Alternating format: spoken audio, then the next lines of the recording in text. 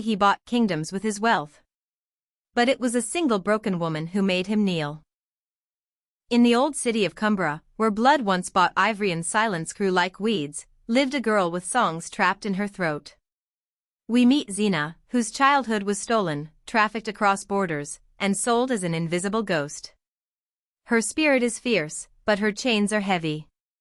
At the same time, Kofi, a tech billionaire raised by a mother who survived colonial violence, builds his empire in glittering towers, rich beyond reason but spiritually bankrupt. He collects cities like baubles until he sees her. They called it the Red Market, not for the color of its cloth or fruits, but for the silence that hung there, thick as blood. It sat on the edge of Cumbra, an old coastal city where colonial bricks still pressed into the bones of alleys, and sea air tangled with the scent of salt, sweat, and secrets. There were stalls here where no names were spoken. Men passed credits in silence, women cast down their eyes, and girls like Xena were paraded not with shouts, but with quiet nods, like livestock already measured. Xena had been in Cumbra 3 weeks. Her wrists bore the imprints of iron, long gone now, but her skin still remembered. Her voice, once musical like the stream near her grandmother's hut in Dambuka, had not touched air since she crossed the border. Her silence was her last weapon. So when the man stepped into the market that day, tall and slick as oil on water, she didn't look up. She didn't need to. His footsteps were too clean, his cologne too foreign. He didn't belong. That meant one thing, he had come to buy. But this one didn't leer. He scanned the lineup as if at a museum exhibit, his face carved from calm. The traders fawned, brushing dust from his path, offering exotic names like Asha, Sephu, Malkia. Still, his gaze drifted, not quite resting anywhere. Until her. Xena did not flinch. She let him look. She had long learned that the eyes of men were knives, best to stare into the blade. "Who is that one?" he asked the broker, gesturing toward her. His voice was low, not cruel, curious, almost gentle. That unnerved her more. New. Doesn't speak. Fierce one. A bit of a wild dog. A pause. I'll take her. No haggling. No questions. Just one nod, and credits were exchanged like water over stone. Xena was loaded into the back of a sleek vehicle with tinted glass and foreign air conditioning. She refused to cry, not even as the city blurred behind her like a smear of rust and memory. She didn't ask his name. She didn't care. But a tablet on the seat flashed headlines she couldn't avoid. Kofi Nyanda acquires energy grid in fourth continental merger. The man who buys tomorrow, billionaire tech tycoon expands humanitarian portfolio. The irony stabbed her ribs. The car took them to a compound outside the city, walls taller than trees, guarded gates, fountains that ran even in drought. He didn't speak until they reached the marble atrium, under a chandelier shaped like a nebula. "You'll be safe here," he said. Xena looked at him then, not because he deserved it, but because she needed to measure the new terrain. His face was young but wearied by wealth, clean-shaven, high cheekbones, eyes that scanned constantly, like a man forever processing data. He wore gold-like skin and spoke like a man unaccustomed to silence. She said nothing. Kofi led her into a suite larger than her old village square. Polished floors, velvet chairs, a bed so soft it seemed to breathe. He watched her explore without speaking. And when she turned and stared him down, why? Burning from her silence, he only said, "You reminded me of someone. Someone I failed." Xena blinked once. Twice. And then, wordlessly, she walked past him and closed the door to her room. She said nothing. Kofi led her into a suite larger than her old village square. Polished floors, velvet chairs, a bed so soft it seemed to breathe. He watched her explore without speaking. And when she turned and stared him down, why? Burning from her silence, he only said, "You reminded me of someone. Someone I failed." Xena blinked once. Twice. And then, wordlessly, she walked past him and closed the door to her room. That night, Kofi watched her on the security feed, not to control her, but because he didn't understand. Every woman before had played the part, grateful, eager, soft. But Xena sat at the desk, cross-legged, staring at her hands as if they were pages in a book she'd forgotten how to read. He summoned the head of household security.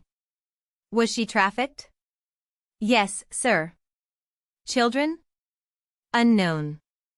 Do we have her records? No. But, she's from Dambuka. That's Griot country. He nodded slowly. Stories, he thought. That explains her stare. Griots didn't raise docile daughters. They raised fire. Kofi couldn't sleep that night.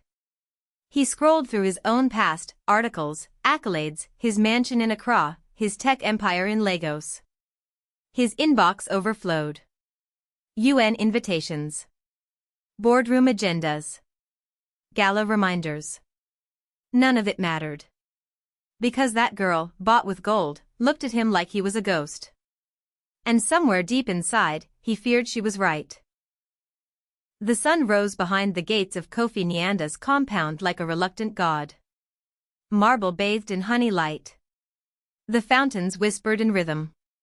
Servants moved quietly through glass halls, arranging fruit on plates carved from obsidian, setting silken robes across beds never slept in. This was a place designed not for living, but for spectacle, a kingdom without a king. Xena had not left her suite. Not out of fear. Not even confusion. She simply refused. Her door remained closed. Her meals, sumptuous, steaming, fruit-laced, were delivered and left untouched. Cameras, respectful of restorative privacy, revealed only that she moved little. Once or twice, she stood by the window and stared at nothing. Once, she placed her fingers to the glass. But mostly, she wrote. She had found a stack of parchment and a fountain pen on the desk. That had been Kofi's doing, an offering. What she did with it was not what he expected. She filled page after page with names. Some were names he recognized. Known survivors, vanished girls, whistleblowers whose stories had been buried. Others, he didn't know if they were real or remembered. Didn't matter. It was a ledger of ghosts. And on one page, in large unbroken script, she had written, I am not a debt to be cleared. Kofi had never been disobeyed this quietly. He stood now on the edge of her doorway, not crossing the line. His crisp kaftan shimmered in the morning light, though his shoulders were tense, jaw tight. I thought, he began, then stopped. His words felt stupid the moment they left his lips. Xena didn't respond. She was seated cross-legged on the floor, writing again, her back to him. Do you want something else? He asked. Still nothing. I didn't bring you here to. She turned sharply. Her eyes, sharp as obsidian shards, met his. And with a voice hoarse from disuse, but steady, shaped like iron, she asked, then why did you? It stopped him like a slap. He opened his mouth but had no answer. Something shifted in that silence, an imbalance corrected. He had built this palace for control, for elegance, for the illusion of charity. But this girl was not a rescued jewel. She was stone and flame, weighing him with every breath. After a moment, Xena turned back to her writing. Kofi left without another word. That evening, he wandered through his mansion like a man chasing his own echo. The chandelier above him glowed like trapped lightning. Every surface shimmered, polished by invisible hands. His dining room stretched like a gallery, long, cold, empty. He'd eaten with heads of state, royals, icons. But now, faced with his own quiet, the silverware sounded louder than the news reports scrolling across his walls. Not because it was false, but because it wasn't the whole story. Later that night, he passed Xena's suite again. The door was open. Inside, her papers were scattered across the carpet like fallen feathers. She sat on the bed, legs tucked, eyes staring at the ceiling. She didn't acknowledge him. Didn't move. But there was a difference. She hadn't locked him out. "Will you let me help you?" he asked softly. She didn't blink. "Then, help yourself." That stung. He tried to recover. "What you wrote, the names, who are they?" "They're forgotten," she said. "But not by you. I write them to remember who I was, before forgetting saved me." Kofi stepped in then, slowly, as if into a sacred space. "I built safe houses across 7 countries," he said. "I fund legal teams. Campaigns. Education grants. Every girl saved is what?" she snapped, voice rising. "Your redemption?" Silence. "You're building palaces for ghosts, Kofi. But what about the graves?" She stood. Walked past him. Paused at the doorway. "You want to help me," she said. "Take me to the place your mother was buried. Let me see the village where you learned how to buy freedom in bulk." And with that, she left him alone in his empire of polished sorrow. By the time the morning came, Kofi had given the order. The plane would leave at dawn. Destination, a red dirt village in the shadow of the ancestral mountains, where power meant nothing and stories had long memories. The plane landed not on tarmac, but on red earth. The village of Isoka unfolded like a breath held too long. Corrugated roofs blinked in the sunlight, and clay walls wore patterns of age and dust. The air was thick with wood smoke, tamarind, and echoes, the kind that linger between trees, carried by stories not yet finished. Kofi stepped out first. He hadn't been here in over 2 decades. The weight in his chest was not nostalgia. It was reckoning. Xena followed, barefoot by choice. Her eyes scanned the horizon, not with fear, but with hunger, a hunger for root, for place, for truth. This was griot country. She could feel it in the bones of the trees. Waiting beneath the ancient baobab was the griot himself, McKenna, skin like worn leather, eyes like ink before it dries. Beside him stood a girl no older than 17, a hand-carved kora slung over her shoulder. "My daughter," McKenna said, his voice slow as tide. "Amina. Born under the eclipse. Griot by blood. Flame by spirit." Amina looked at Xena and smiled, not the smile of welcome, but of knowing. "She carries fire," she said. "But she walks like a whisper." They gave Xena a room in the healer's hut. Not because she was sick, but because she had been wounded in ways that only stories could treat. She didn't sleep that night. She listened. Outside, under the moon's eye, villagers gathered by the baobab. Amina played the kora, sharp, plucked tones like falling rain, and the griot sang. Not like a man, but like a river remembering its own name. Xena crept out and sat at the edge of the firelight. She heard the tale of the woman who swallowed the stars to save her children. The boy who turned into wind to escape the slave ships. The drum that broke silence with justice. Every line unspooled something inside her. McKenna saw her, but did not speak. Neither did Amina. This was not a place of questions. This was a place of return. Kofi, meanwhile, wandered to the well. It was here that his mother had drawn water during droughts. Here that she'd once hidden under a clay jar to escape raiders. He'd never spoken of what she survived. He only built wealth as a shield so large her past would never catch up. But it had found Xena. And now he saw clearly, money had moved things, but story moved people. He returned to camp that night not with plans, but questions. McKenna, he said, if wealth cannot restore what was taken, then what can? The griot stared at him for a long time. Then said, truth, spoken until it is heard. The next evening, Xena asked to speak. Not in speech, but story. Amina handed her the kora. Xena didn't play it. She held it like a memory. She began with a whisper. My name was once Nia, before it was burned away. I was a dancer. I was a child who learned to braid her sister's hair with laughter. Then the trucks came. Then silence. Her voice cracked. No one interrupted. The wind stopped. Even the fire leaned in. Zina stood, breath trembling, heart thrumming like drumskins in her chest. And then, Amina struck one chord on the kora. Zina smiled. Her first smile. Later, by the embers, Kofi sat beside her. "You are not what I expected," he said. "You are," she replied. "But I think you're changing." "Is that good?" "I don't care," she said, gently. "Change anyway." And so it began, not with love, not with apologies, but with story. Real. Unfinished. Alive. The rains arrived the day after Zina spoke. Not heavy, but steady, like a mother's hand, wiping sorrow from the face of a sleeping child. In Isoka, this was a sign. When rain followed truth, the ancestors were listening. Zina stood barefoot in the garden that morning. Clay stuck to her ankles.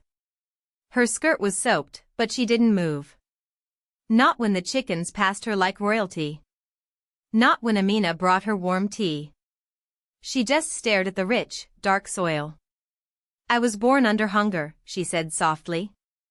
"But this earth smells full." By now, Kofi no longer dressed like a prince. He wore second-hand linen and sandals worn soft at the heel. His assistants, formerly glued to Bluetooth and briefcases, had returned to the city. He had dismissed them himself. "This is not your work," he'd said. He knew what came next would not fit into a press release. McKenna led them to a grove where the soil was thinnest and told them the story of the burned yams. There was once a man who tried to plant food without first asking the land for permission. His seeds turned to ash. When he finally listened, he planted again, with care, and the roots grew deep. We do not plant only with hands. We plant with memory. Zina said nothing, but knelt. She dug with a wooden spade. Her fingers bled. She didn't flinch. That week, they built 3 small greenhouses on the far edge of the village, using funds Kofi had diverted from a cancelled gala. The children named them the Gardens of Return. Zina refused to be coddled. She stacked bricks, mixed mud, pressed mortar. One morning, she taught the village girls how to journal by carving words into dried leaves. "We don't need books to remember," she said. "We just need breath and something that listens." Kofi watched from a distance. He never touched her, never asked for more. But each evening, he sat by the fire and asked, "What should we grow next?" She always answered with one word, truth. On the 5th night, a woman arrived at the village gates. She was gaunt. Her scarf torn. Her daughter clung to her hip, eyes wide with silent knowing. Zina rose immediately. No hesitation. She led them inside, gave them soup, tore her own shawl to give the girl warmth. Later, she sat with the mother. "They took you from the red market too," Zina said. The woman nodded. "You're not broken," Zina whispered. "You're just not quiet anymore."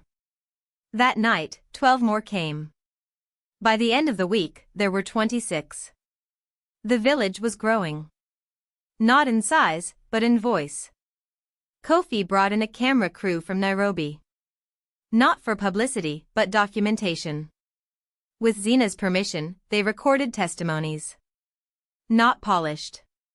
Not pretty. Real. "I want them to see our faces," she said. "But not as victims. As witnesses." He posted the first video himself. No branding. No hashtags. Just a caption. "She is not my story to tell. But I am listening."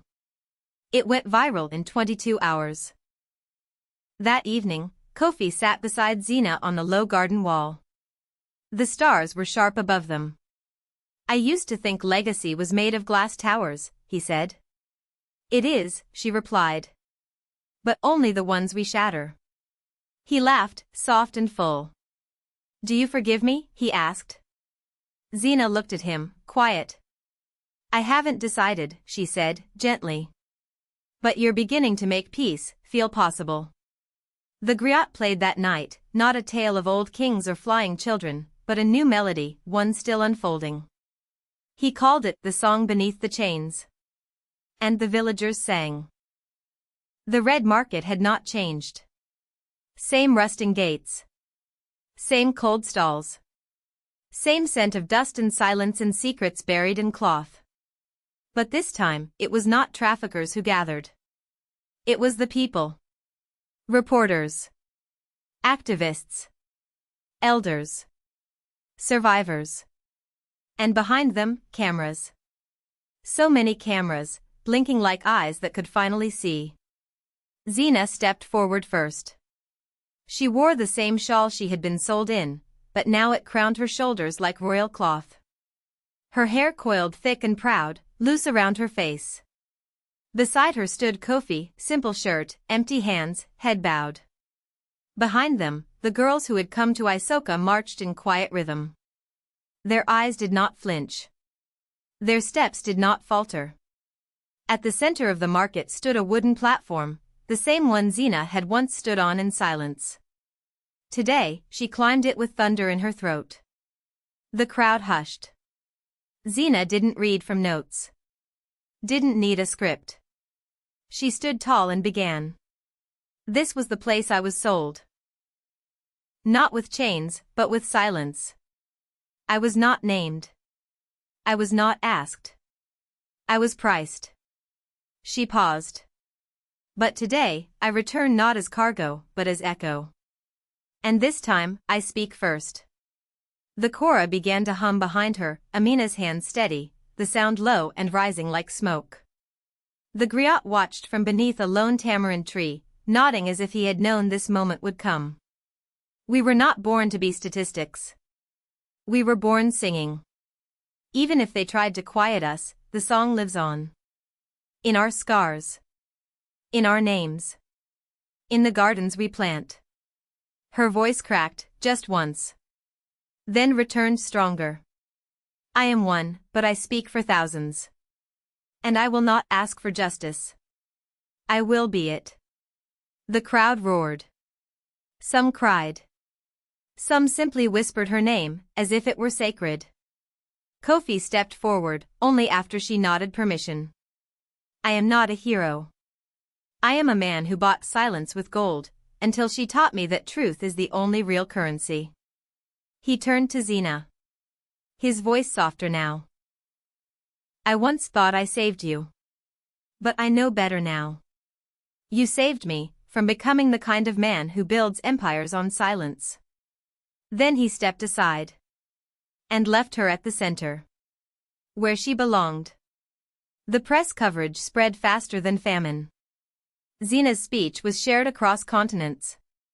Not as an expose, but as awakening. Clips played in classrooms. In boardrooms. On the streets of cities that once claimed not to know what happened in places like Cumbria. The red market gates were closed within a week. Not by force. But by shame. And in their place, a new building began to rise, the Xena Center for Restoration and Memory. She didn't run it. She inspired it. Her work remained in Isoka, planting gardens, recording stories, training young women not just to survive, but to shape the narrative of survival. One night, months later, Kofi returned. He found her in the greenhouse, tending to a bed of bitter leaf and wild garlic. He said nothing. Just knelt beside her, hands in the dirt. Xena glanced at him, a soft smirk teasing her lips. Thought you had cities to buy. He smiled back. Not anymore. I'm learning how to plant. They worked in silence, two stories, once colliding, now weaving something new. The griot sang that night. She who was voiceless now carries the storm. He who was powerful now walks with purpose. And the soil remembers. The villagers sang with him. And beneath their song, in the earth and the embers and the hearts of those who listened, something holy bloomed. They say a man's legacy is built in glass towers. But in Isoka, legacy grew in silence, soft, steady, like roots threading the earth. Months had passed since the Red Market fell. The Xena Foundation for Restoration and Memory was no longer an idea, it was a movement. Across the continent, safe houses bore her name. Schools taught not just literacy, but story. The phrase truth over price echoed through forums, murals, spoken word on street corners. Xena stayed grounded. She still rose before dawn, tended the gardens, wrote her name on seed packets like poems. She walked with the girls, taught them how to break silence gently, like cracking fruit to find its sweetness. Her pain had not vanished, but it had transformed into purpose. As for Kofi, he sold the jet. Sold the skyscraper in Lagos, the island home in Seychelles, and the streaming company he once dreamed would own tomorrow. Instead, he funded Mobile Truth Labs, solar-powered recording hubs that traveled from village to village, collecting oral histories and testimonies. He no longer appeared on magazine covers. His name, once shouted in Forbes halls, now rose in whispered gratitude at the edge of campfires. He didn't miss the noise. One evening, he returned to Isoka. No cameras. No entourage. Just a small sack over his shoulder and a notebook under his arm. Xena met him at the gates. "You're late," she said, not unkindly. "I stopped to listen," he replied. "Takes longer, these days." She stepped aside, let him pass. No need for fanfare. That night, a fire was lit beneath the baobab. McKenna sat in his carved stool, staff across his knees. His Cora slept beside him. The wind was warm, and the stars felt heavy with history. He called forward Kofi, not as a guest, but as a man ready to be remembered. "You once bought everything," the griot said. "But today, you give." Kofi knelt, willingly, humbly. He placed his notebook on the earth. "It's not a memoir," he said. "It's a record of the women I didn't hear soon enough. If you'll keep it, I'd be grateful." McKenna nodded. Xena stepped beside him then. She didn't take his hand. She placed her palm over his heart. And for the first time in a long time, Kofi wept. Not from guilt, but from grace. Later, as the fire dimmed, children gathered. "Tell us the story," they whispered to the griot. "The story of the girl who spoke storms." McKenna smiled, eyes catching firelight. "Ah, you mean the story of the chains of gold." The children leaned in. And the griot began, not from the beginning, but from the middle. Where all the best stories live. Xena's name became more than a name. It became an inheritance. And Kofi?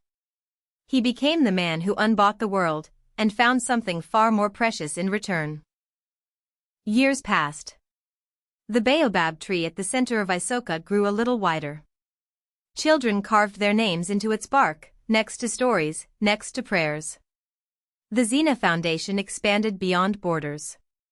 No longer just a sanctuary for the broken, it became a forge for storytellers, gardeners, leaders, healers. Xena never returned to the cities. Not because she feared them, but because she knew her voice did more here, where the soil was honest. She recorded hundreds of testimonies, not on tape, but in tapestries, murals, performances, and lullabies. Girls who once whispered now stood on stages. Boys who once feared now carried books and bass drums. She never crowned herself. But when they spoke of her, they used both her names. Xena, the survivor. Nia, the seed. Kofi became myth. Some said he lived in a stone house near the coast and taught children to code by candlelight. Others said he walked from village to village like a wandering monk, trading tech for rainwater harvesters, reciting Xena's words like scripture. He never remarried. Not out of sorrow, but reverence. He had found the love his gold could never buy. Not romance, but return. One day, a girl with flame-orange braids arrived at the baobab with a question.